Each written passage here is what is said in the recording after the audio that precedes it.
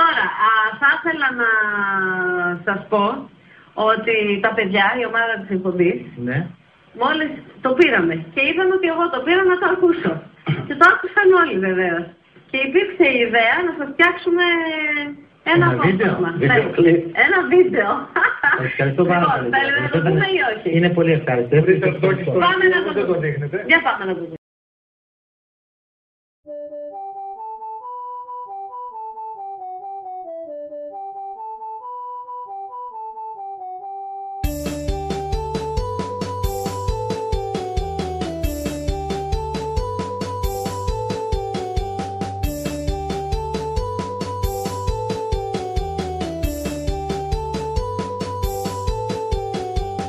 Ναυτάκι του Αιγαίου έχει φλόγα στην καρδιά και του Ηρακλείου χιτώνας μια λιονταριού προβιά.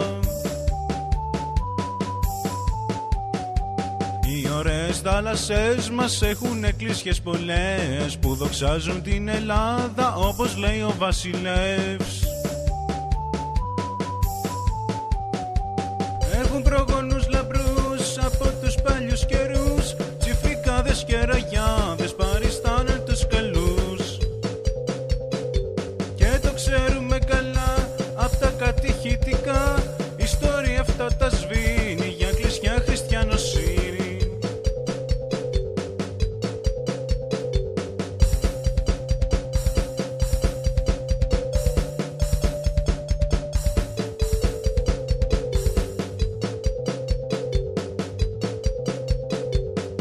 Γαλάζια θάλασσά μας, το γαλάζιο ουρανό, το πατέρα μας το πλεύρη, το καλό μας τον κοκό.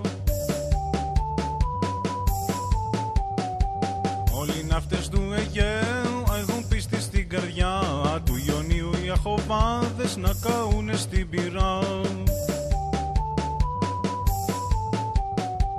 Τα ναυτάκια του Αιγαίου ευλαβούνται πιο πολύ κι ο πιστός λαός τα φέρει μέσα πλεύρη στη Βουλή.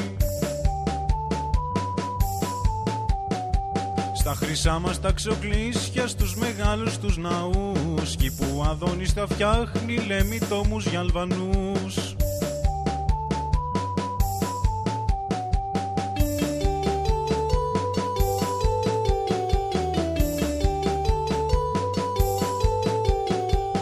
Ναυτάκι του Αιγαίου είναι δώρα από το Θεό, που η πίστη του θα φέρει άστρο πάνω φωτεινό. Κι αν ες αυτό πιστέψεις, η ειρήνη θα φανεί. Το βιβλίο μου αγοράστε τώρα με πιστωτική.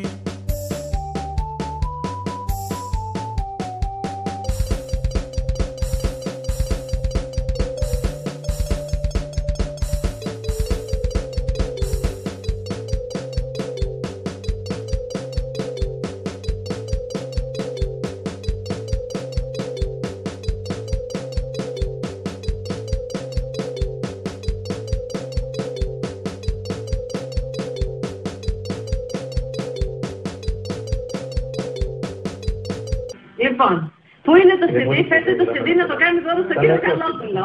Ήταν λαϊκός.